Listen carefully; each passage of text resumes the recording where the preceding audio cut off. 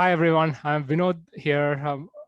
Again, my name is Vinod Arvindaksh, and I work as HR director in a Bay Area tech company. And this is part of a series of discussions where I try to rope in somebody from industry to talk about the specific sector they're involved in and talk about the companies they've been working with.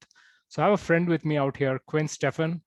Quinn is an HR business partner at Uber, where he takes care of the engineering organization and the operations teams. And he has an interesting background. He has an undergrad and a master's degree from the University of Illinois, Urbana-Champaign. He's worked in General Mills for many years. That's where I met him. And then he also has shifted to Uber. So he works in Uber Chicago, working with a bunch of leaders. So over to you, Quinn. Anything else you want to add about yourself? No, Vin, but good to be here. I carpooled with this gentleman to the local plant that we both worked at, and it was always a good experience earlier in my career. So those are good days. Now we've spread our wings a little bit and are in different places. But yeah, thrilled to be on here with you. Happy to discuss. Awesome. So Quinn, I have a bunch of questions coming in from students. They are typically concerned about the tech industry. How do they break in? How do you build a career and so on? So let me go to the first question in terms of when recruiters look at resumes in terms of evaluating them for tech profiles, typically what are the skill sets being looked at? I mean, obviously depends on the role. Obviously, like Uber, like I work for Uber.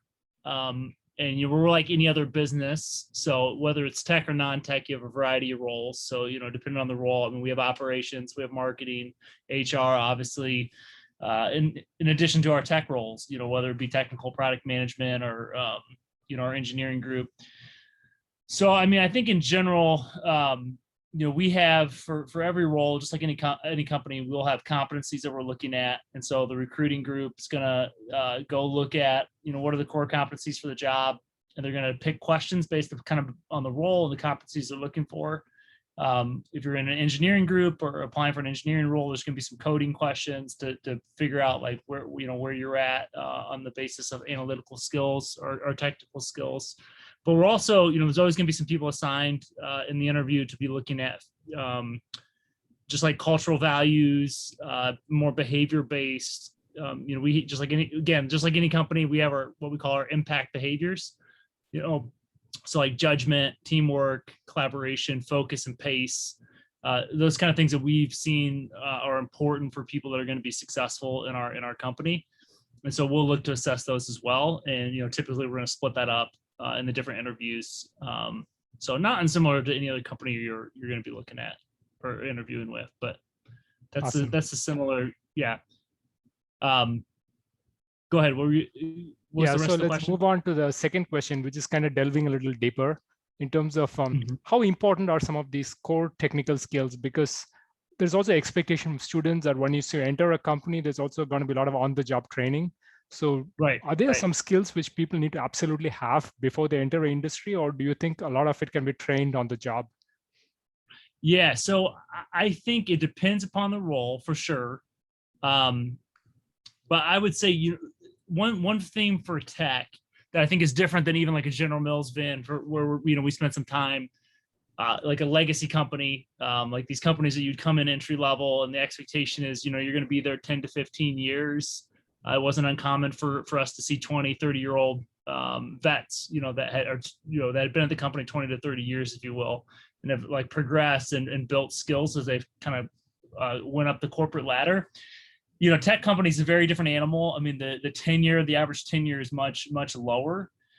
So, the company typically, all this I should preface as Quinn's perspective, but also I think which is true of many companies. But I think, the company typically is not going to have the time, the average time to really build someone from like ground zero up to like technically proficient.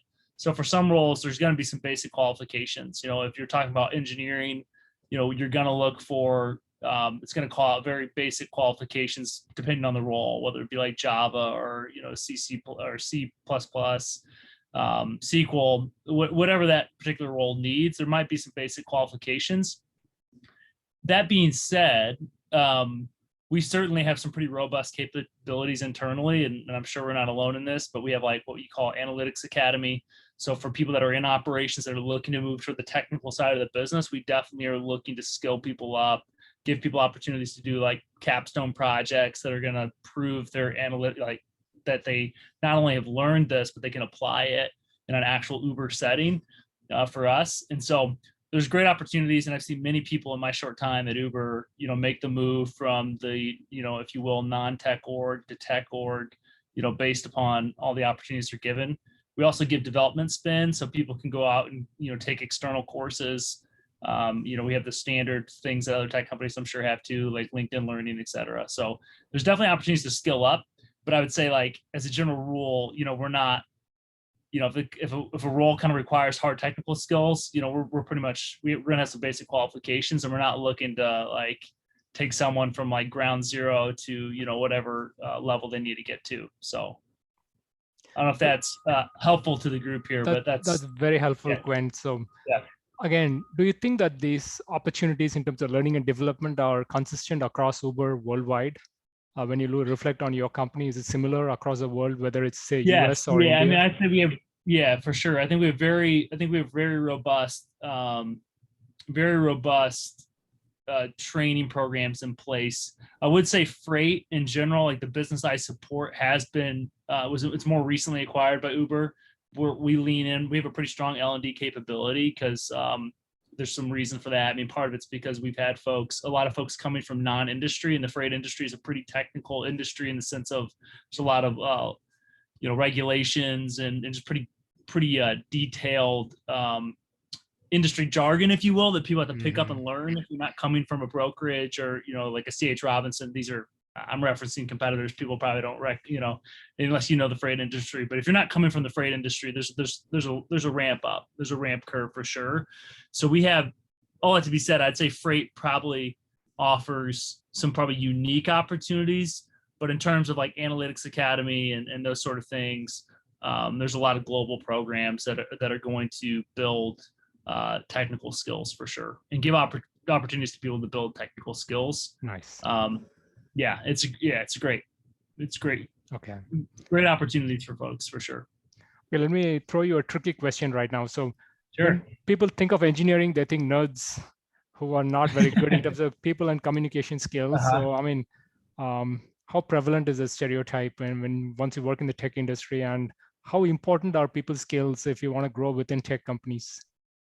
Yeah, that's a great question. I mean, I think that's definitely there's a stereotype that probably emerges about a lot of positions, HR being one of them, right? Toby from The Office, if anyone gets the reference, you might get that if you're in the US and people that have seen The Office. But certainly, of course, there's always going to probably be some stereotypes about engineers externally, but internally to Uber, for us,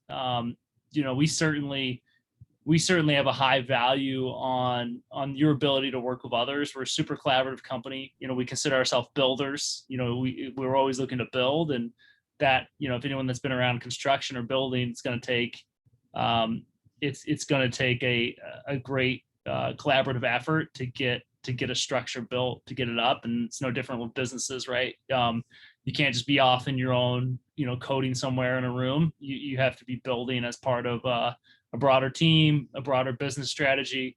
And so we certainly put a high value on that. When it comes to any of our, perf cycles, so like performance reviews, et cetera, I mean, we're always looking for colleague feedback or peer feedback on core, like I mentioned earlier, impact behaviors. And when we assess for promotions, we're looking at that as well. And which those don't limit themselves just to like people team skills, but definitely like teamwork is one. So are you collaborative? Are you a good stakeholder manager? And constructive mindset. So positivity, being solution oriented, like not just pointing out problems, but coming with solutions. Like these are all things that are highly valued, including leadership. And you can't lead if you can't, interact with people. Yeah.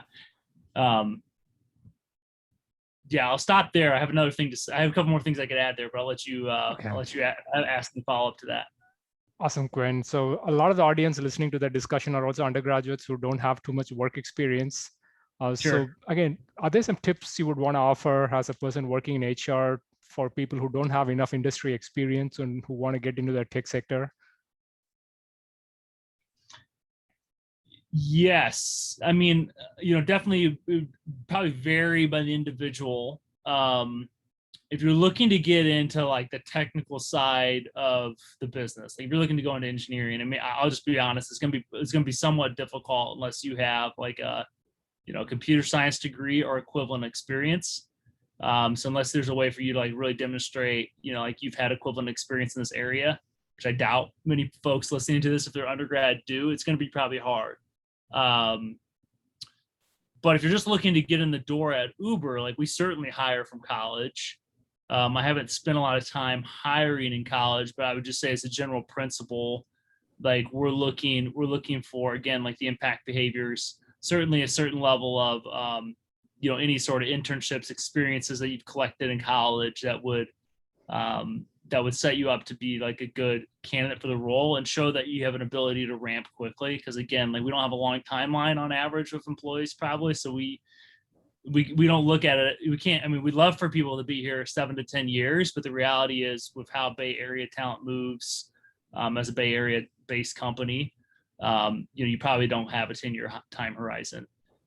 So I would, this goes back to an earlier question you asked on like resumes and like how, what stands out. So I think my advice would be like, think about the collection of experiences that you've had, and don't undersell like the experience you've had. Because I mean, the reality is sometimes you've had, whether it be an internship or a project, or like you're part of a group that freelance for, for businesses as part of a class. Like I've had some of those classes before where you do some consultative work, whatever it may be. Like don't sell yourself short on making sure like you reflect and capture those experiences. And if you even keep like a running doc for yourself where you just add to it over time, so you don't forget, because it's easy to forget these things. Like what are examples of experiences you've had, and like what skills did you get out of them? What learnings did you get, knowledge, skills, or abilities out of that experience?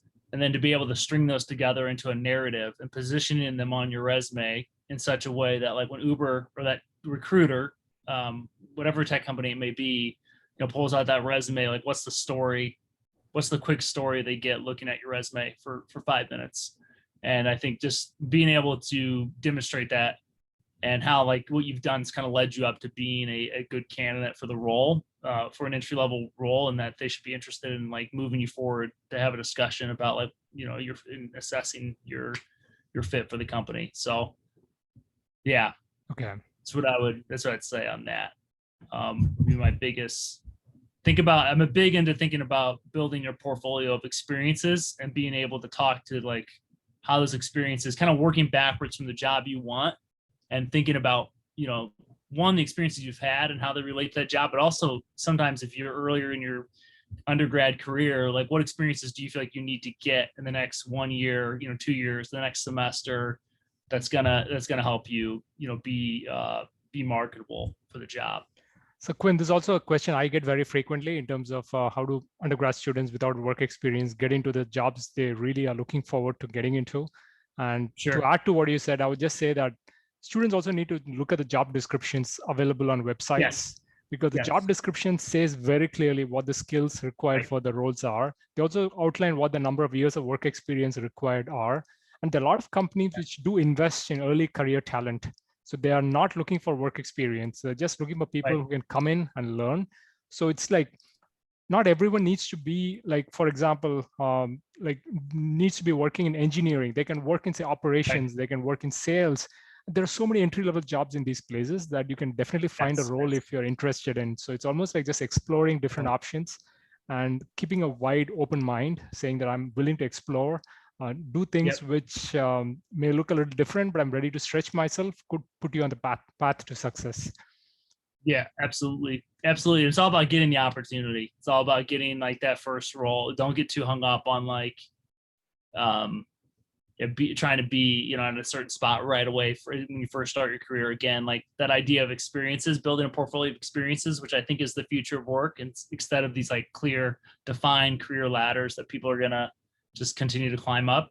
some of you may have that experience, but I think more and more it's going to be about like, getting an experience, over 1 to 2 years, leveraging that experience to the next experience you get, whether it's a cross-functional move, whether you find yourself in a different industry, et cetera. It's all about building, your personal portfolio of like, projects, skills, what have you, and how that can like lead you to the next thing. Because I've seen, even internally to Uber, I've seen people make, quite interesting journeys from like operations to like product ops to, all of a sudden they're a product manager. So you can really, that's the beauty of a tech company, is they're typically flatter. They're typically a little less defined. That comes with a little bit more ambiguity often, but there's going to be opportunities for you to kind of go build skills and show value and take initiative. And like ultimately at the end of the day, experience speaks, I think, pretty loudly. So if you can demonstrate an ability to drive impact, like you're going to get opportunities. Quinn, you worked in a bunch of companies like General Mills, and I'm sure you recruited lots of people. So how important is GPA, or your cumulative grade point average? They call that in India. So it's almost like, how important are grades and marks when it comes to impressing a recruiter?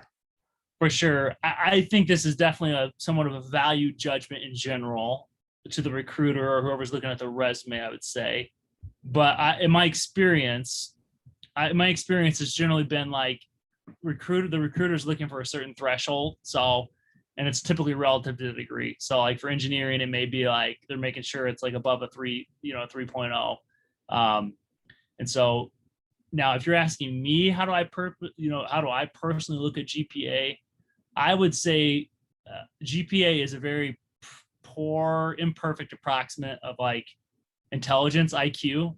So I don't think it's perfect, which is a pretty good predictor of job performance. But certainly there's lots of brilliant people that, failed school and ended up being wildly successful. So like, it's imperfect, but I would say it's not meaningless. So I think it's depending on the degree, relative to the degree, if I see a higher GPA, like that's not a bad signal, right? It means that someone, has, especially again, if it's a hard, technical degree, someone has some level of proficiency to be able to get, to that level of GPA. And, they're prioritizing their schoolwork, they're, managing their calendar, et cetera. It's not a bad signal. But I would personally, if you ask me what's more impressive to me, a candidate with like a 4.0, but very little experiences, like they didn't collect very many experiences in school, or someone with like a 3.0, but like when I go through, I can see, a lot of experiences that they've had where they've clearly driven some like meaningful work, that those experiences could weigh pretty heavily. So I think that's back to the theme of like, ultimately, at a place like Uber, we're pretty pragmatic. Like we want people that could come in and drive impact, like take a bias for action. We're not necessarily interested in just like someone that's theoretically smart, right? That understands the theory well, or it's like, intelligent. Like there's a lot of intelligent people that work here. It's ultimately like, can you drive impact? And so, there used to be an old saying, I don't know if it's still around, but it was the founder of Uber, where essentially like, we I'm gonna butcher it, but essentially I forget, it was more catchy than this, but essentially we ignore hierarchy. Like we break down hierarchy. So we try to be pretty flat. So we're not going to get too like overly flashy on like, where did someone go to school? I don't know where a lot of my coworkers went to school, to be honest. It just doesn't come up. But so we're typically, it's going to come down to like, you kind of prove yourself every day. It's a pretty much like you're built, once again, back to the idea of building. You're building every day, and like, you don't just get a coast on like what you did 2 years ago, what you did last year. Every day you're coming in and proving that you're adding value to like what we're trying to build. Nice. And so I would definitely anchor towards someone that I feel like has shown a more demonstrated ability to like have drive to go after different opportunities and experiences, versus someone that was just like classroom smart, but didn't necessarily, venture out in those ways. Just for the Indian audience listening to this discussion, you talked about 3 GPA and a 4 GPA. So I think 3 GPA is equivalent to a 7.5 out of 10 as per Indian standards, or like a 75%. Again, it could vary from like 60% to 75%. And when you said a 4 GPA, I think you're referring to a like 100%, which is a 10 out Perfect. of 10 Yeah. GPA. Yeah. Yeah. Just to Right. It would be confirm. like a perfect GPA. Yeah. Thank you. Mm-hmm. Yeah. And is it always common? I guess I should go look at some resumes, but I mean, I think sometimes people won't even put a GPA on these days, right? I mean, like sometimes people will just leave the GPA off. So people ask Wait, me this question, should they enter the yeah. GPAs? And I keep telling them that if it's impressive, you want to enter it. But if it's kind of Yes. middling, I mean, as long as you hit the minimum cutoff, it should be okay. You don't need to put your GPA. I mean, if you have other things to talk about, focus on other things like what I agree impresses with them. that. I agree with that. Like I've yet been to like a debrief discussion where it's like this person is an X GPA. Like it's again like I'm not saying like the recruiter doesn't see it or doesn't acknowledge it. It would stand out to me if someone had a really high GPA in a difficult degree. I mean, it would definitely be something I would notice, but it's not the full story. That's for sure. So Quinn, one more question I keep hearing often is that a lot of companies are looking for computer science skills. And there's always a question, like, for example, do you need to do a computer science degree to get into those jobs? Or can you do something on the side, like, for example, get some data science skills, do some online courses? So any thoughts on what you think makes a lot of sense for folks when they look at trying to enhance some of their skill sets? Yeah. I mean, if you're looking to be a software engineer, I mean, that'd be like the main thing I would think of when you think about computer science for Uber. A SWE role. I mean, generally they're all going to say like preferred qualification is like a CS degree or equivalent experience. So if you're coming straight from undergrad, it might be hard to have had the experiences that show like you have some of the skills. But if you have a different degree that's technical, and then you have a way of showing that, like, again, back to our earlier discussion, go look at the job and look what they're looking for, and that'd be a good thing to do now. Again, to go look at not just Ubers, but any tech, several tech companies, and look at the variety of eng jobs. There's also, well, I won't go down that trail. There's also ONET. I mean, it's like there's a in the US, there's a government site that you can go to and look up job archetypes. So you could look up software engineer, and you could go look at a list of, common skills, technical skills, and they'll start listing, the different, the different skills that are even not like, what they'll put a flame by it, meaning hot. Like these jobs, these are in the market right now. These are hot skills. So those are good things to go look at and consider. Maybe Vin can link that for us. But so I would say, like, if you don't have that degree and you're looking to angle that way, I would go try to find ways to demonstrate, whether it's, supplemental coursework, or it's, some form of like certificate or online learning that shows that you've gained some level of proficiency in these key areas. I would definitely do it. But I would say again, back to our earlier theme of like, we don't have 7 to 10 years typically with some of these folks. Like we're kind of looking to hire SWE, I say SWEs, that's software engineers, at a certain level of proficiency.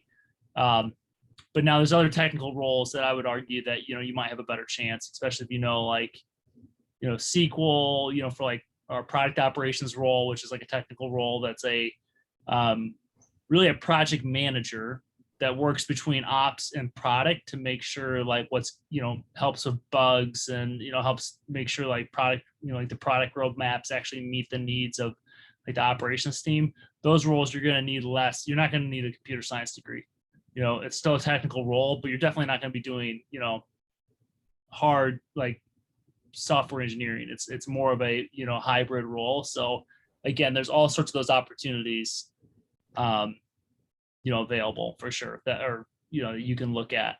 But if you're looking for a hard engineering degree, like a hard engineering role, I would say generally you're gonna want the degree or equivalent experience before you come to like a place like Uber.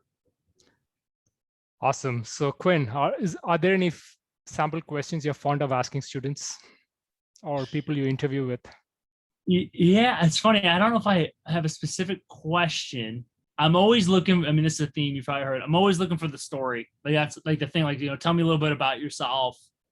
And then like, why are you interested in this role? Which sounds very generic, but I am listening. Like I'm listening for the kind of behaviors that the company I'm recruiting for is looking for.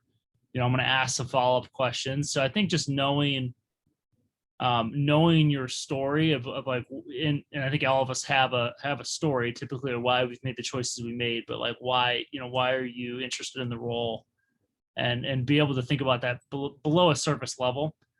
And I'm always looking for like how they've kind of progressed too. So I guess this would be less relevant for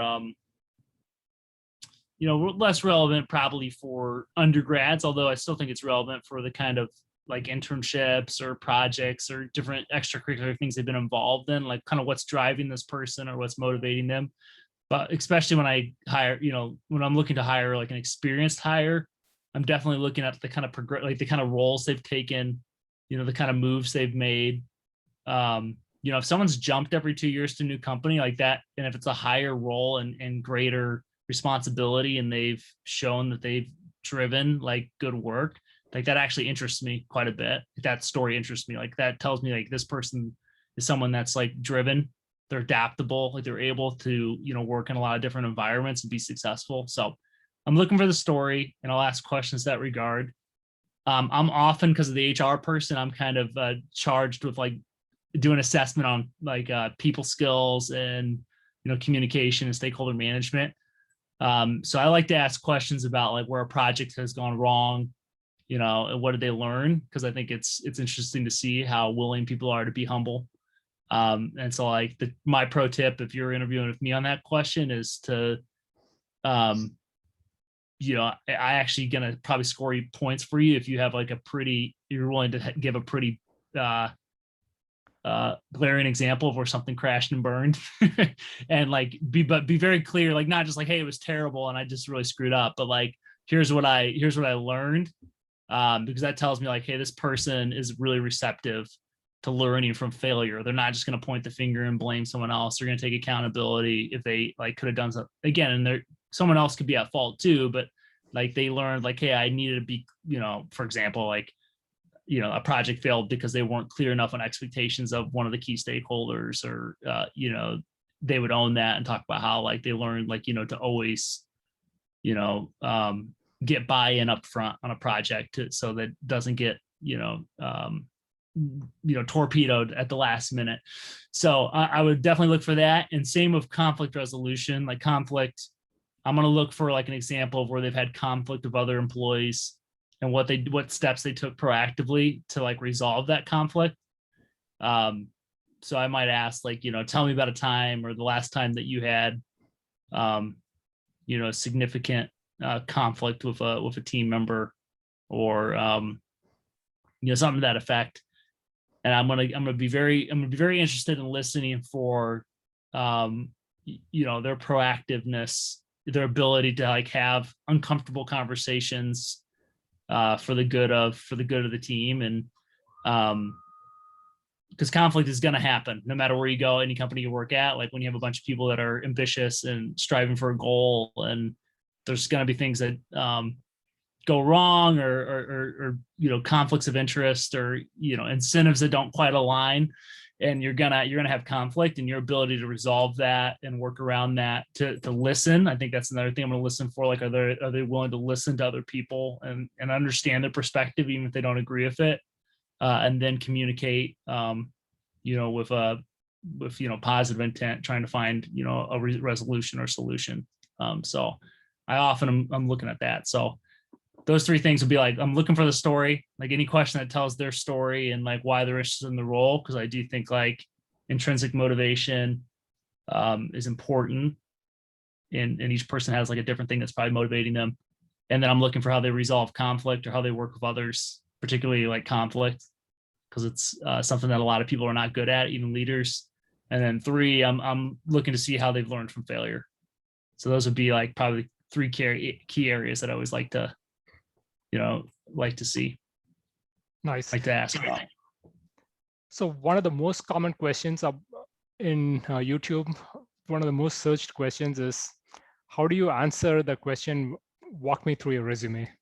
So it looks like that's something which trips up like millions of people. They're videos which have like 10 million views and like 5 million views. It's just crazy. So again, do you want to delve a little deeper into that one question in terms of like, walk me through your resume? Like, what should the student be answering, and how do they not make it a repetition of the resume in terms of just looking at it from a chronological order? So what else should they be adding to that question when they phrase the answer? That's a good one. You should start with like the year you were born, and no, I'm kidding. start from age 1 and bring it all. No, I think you want to keep it. You want to keep it relatively.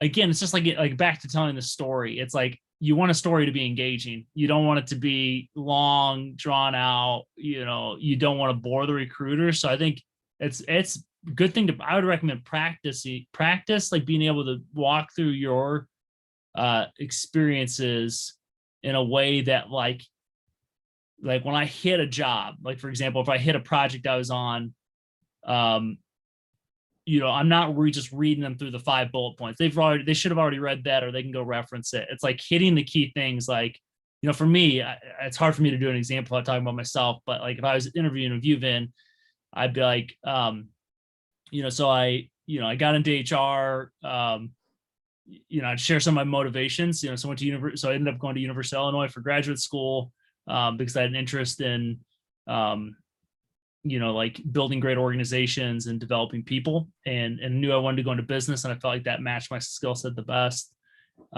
So started with General Mills. It was a great place to start my career. Like I learned a lot of the basics of HR, like first experience, I started in the plants, and I'd be very clear, like what I got out of that experience. So I talk about the first experience. Then I became a plant manager, and I had the opportunity to lead a small team. And so like, just for yourself, like know like the 1 or 2 things, that you got out of each experience. And then like, when you're done with that recruiter has a pretty like knows the journey. You've taken them on the journey you've been on, like from like when you chose the degree that you got, when you chose your first company, when you chose your first role, when you chose your second role, like what, how you made those decisions. You're implicitly kind of telling them what motivated you, or maybe even explicitly. Like I was motivated to go, work at I'm thinking about HR experiences now, but I was interested in going and building my project management skills. So I became a program manager. I took this program management role that was rolling out centralized programs. And so like, it shows that you're thoughtful about your career. You're thoughtful about like what you're getting out of your work. And like, it's clear like what you learned and what you contributed in each role. And so that's, it's helping bring to life the resume, I'd say, in a quick story fashion. Okay. What other questions do you have on that one? Last question. That's it, Quinn. I mean, I think it's a great answer.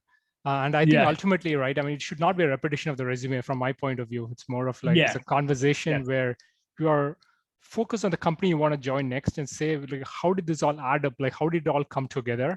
And what makes you the greatest fit for this company? You got to sell yourself, because nobody's going to do the selling for you. Yeah. That's a great, I mean, it's just like marketing, right? You don't want to make it too surface. I mean, too salesy in the sense of like, but like every product has a story, right? Like you look at marketing, like Coca-Cola selling happiness, or whatever the ad is selling, right? It's always selling you something, and like you should be no different with your brand. I mean, you're there exactly. Then you're there to sell. Like you're there to sell yourself, and it doesn't have to be artificial or fake or anything. But like, just remember, I think it's always good advice to remember, like when you even if you're an undergrad, like if they're interviewing you, you have something potential to give them. There's something they've seen you offer something to the company, and don't undersell yourself. Like you have real experiences. Like everyone has to learn on the job. Like 70% of your learning is going to come on the job if the research is correct, right? Like 70% on job, 20%. I think through like training, like 10% in classroom, right? 70, 20, 10 rule or whatever. So like you're going to learn on the job. So you just you're there to show like, one, you're committed to like the kind of career path that you've kind of chosen for the time being, or the experience that you're going after. And that like you're adaptable, willing to learn, etc. So yeah, I think and again, this goes back to looking at the job. Like every company is looking for something different. So it's like your story may need to be tweaked a little bit. Like, if you're depending on the role you're looking at, like you want to show like how your experiences have built up to this next role and why this next role is like the right role for you, but also you're the right person for them for this role. Like these experiences that you've gathered or these classroom experiences you have made you the right fit. And Quinn, I'll add one more point here, saying that I think one has to be as original as possible because that's the true self they're bringing to the forefront. It is. So if, for Yes, example, they are very low key, they are like logical, they're more introvertish, I don't think they should put on a show of being who they aren't. They should, because Right. ultimately the company is going to take them for what they bring to the table. And I think certain set of roles would appeal to a certain set of people. So it's like the more true you are to yourself. For example, if you're an obnoxious, outgoing person, I think you should just be that during the interview process, because some people are going to like it, some people are not going to like it, but then you don't want to be in a position where you pretend to be 100%. someone else and get the job. But once you enter the workplace, then it's going to be a disaster because everybody thought differently of you and took you in, and they find out that you're not a good fit for the role. So you got to be exactly who you are. So everyone knows what they're getting. And some people are going to like whatever you bring to the table, and some people aren't. So it's a matter of figuring out the best place where you can display your skill sets. Yeah, I mean, they're looking for a positive signal to fit to the role, and you don't want to give them a false signal because ultimately you'll end up being miserable. You're not going to like the role, so it's not going to probably suit you well. So it's back to, like, I totally agree with that, Ben, like being authentic, because it's also an interview for the company too. You're interviewing the company too. And so, like, again, like if they're not able to take you, as you really are, in a sense, in the sense of like how you work and how you're going to show up, like in your skill set and professionally, and even culturally, right? Like when you talk about like company culture and like, different company cultures are going to appeal to any of us. You want to make sure that it's an actual fit and there's not a mismatch that happens. So for sure. Okay, Quinn, last question here. What do you think sets up students for long-term success once they enter a company? Like, what should they be doing more of after they get the first job? Anything which come to your mind? It's all about impact. Like now that I'm in tech, like it's all about impact and impact behaviors. Like it's all about like, what have you driven? So, even in the engineering org here, like we have impact resumes, I think is what they're called. But essentially it's like, and this is a good I kind of mentioned this earlier, like to start making a list of your connection of experiences. But I would say the same when you start your career too. Like it's so easy to like lose sight of like the stuff you do in a given year because you're going to do a lot. And it's just good to have a running list of like things each year. Like when you do something that you're proud of, or an accomplishment you're proud of, or like something very tangible that you've driven or influenced, make note of it and put it on your resume, your impact resume, because ultimately, like for you to advance in tech, it's really going to be about what have you driven? Like what have you driven and like how have you driven it? So I think there's things that are always evergreen, like as far as like, leadership, I think is always going to be, like leadership experiences, like opportunities where you've taken initiative, where you like, you're not just like, you're looking for opportunities to add value, I guess. And like to be able to show that, like, and managers know that. I mean, you've been in these conversations too, Vin, where you get into perf and like, it's pretty clear, like it comes out pretty clear, like when managers like, know, like, hey, I didn't have to tell this individual, they went and found this opportunity and they drove it. Like they're not just like checking the box. They're like finding ways to, obviously do their job, but also, seizing or looking for opportunities to like add more value or like take an initiative to, to drive improvements. And really they know, this is a way of saying it, like they know what keeps their boss up at night. Like they know. So I think like when you get into your role, like that's a good thought exercise. Like think about like, what keeps my boss up at night? Like, what are the things that worry him or her? Because if you can figure out that, you can typically start finding the areas that you can proactively add value that is like ultimately going to make, the company better, because it's the real problems that need to get solved that are outside of just like even the day-to-day tactical things that have to get done. Quinn, the only point I would want to add here, I think you made a great observation. I would say that before you become a great employee or a great manager, you will first go through a cycle where you're a lousy employee and a lousy manager. So it's almost like having enough patience with yourself Yes. Just, I Yes. mean, life is going to be full of ups and downs. So learn from your Yes. failures as much as possible. It's never going to be Yes. perfect. You do 100%. badly before you do well. So if you keep that in mind Yes. and learn from whatever is around you, and as long as you have a quest for learning from people around you, I Yes. mean, you will become a better person in the long run. Yes. Be receptive to feedback. Like that's another one. Like be receptive to feedback. Like when you and take accountability. Like it's so much easier. It's such a better experience for your manager for one, but also just a way better signal that you send when you inevitably do, like Vin said, you're going to fail. There's a ramp up period. You're going to make mistakes, but when you can say, yep, I should have done this. This is what I'm going to do to fix this. And like you can just be, that'll be the thing that ultimately comes through at the end of the day in general, is like your willingness to learn and your willingness to take ownership. Because that, again, especially in the tech world and like a place like Uber, that's like there's only like 8 layers, right? Like level 8 is the CEO, and you're going to come in at maybe like a level 3 probably. There's only five levels between you and the CEO. Like it's a flat company, and so you're going to have a lot of opportunity, like to go drive and take ownership and accountability for things, and you'll build trust by taking accountability when things don't go well, and then also taking accountability and like ultimately owning success, like when you find something that needs to be fixed and you fix it, or you solve a problem that wasn't solved before. So it's all part of the journey for sure.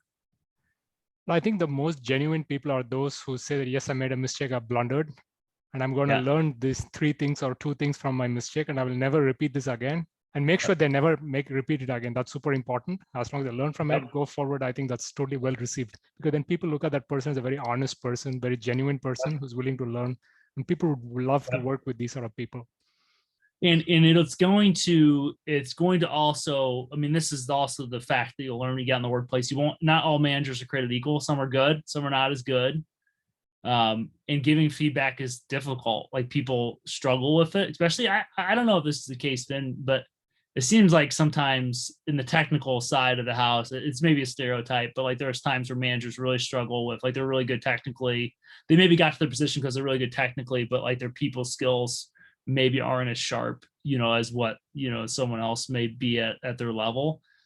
So that may not be true. It may or may not be true across the board for sure. Obviously, there's great technical, people that are technical, but also good people managers at our company and any tech company. But I think when you signal to the manager, like, hey, I gave Vin or I gave Quinn feedback and he responded and he actioned on it. The thing is, you can't just go the rest of your career saying my bad, but never changing or never adapting. But when you actually show, like, again, back to that bias for action, like, yep, this is what I did wrong.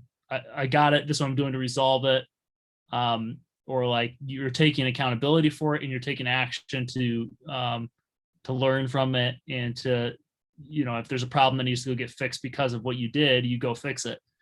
That is only going to, I've gotten this feedback before, like, hey, you're easy to give feedback to. And like, I think that's a good thing to hear from your man. If you do that, you're going to get more feedback, more helpful feedback that's actually going to help you grow and get better in your career, versus like the manager that like is not, like, if you don't respond well to feedback, I've seen it happen before. Managers will kind of pull back a little bit and they'll only give it when they absolutely have to, when in reality you may be doing 5 or 6 things that they'll only give you feedback on one, but you've done 5 or 6 things that have completely irritated them and like that they've had to go clean up, but they're just hesitant to give you feedback. So welcome feedback, and when you inevitably do fail, show accountability, ownership for it, and receptivity to learning and growing. Like, I think like the growth mindset early in your career, and really for all of your career, is showing that you're always developing, you always see, like, there's a new frontier always for you to get to the next level of effectiveness, because none of us are, till the day we die, are done growing personally as people. So I think it's showing your willingness to soak up like feedback, information, even from failures, and to be able to continually, focused on improvement is really going to set you apart, especially when you back that up with like, deepening your impact as you grow in your career. Awesome, Quinn. Thank you so much. I think it's been a fantastic conversation with you. So if there are other questions coming in from students, are you fine if they connect with you in some way or the other and ask you? Yeah, absolutely. Maybe Absolutely. ask you questions over LinkedIn? Yeah, that's fine. Yeah, reach out. I'm mixed on my response, but I'll do my best for my for Vin here, my good friend Vin. Good to connect again. And I enjoy talking with folks that are looking to start their career and are willing to learn. And so certainly feel free to reach out, and happy to connect. Have a great day, Quinn. Really appreciate talking to you. Yeah. Hey, Vin, good to see you. Take care. Bye.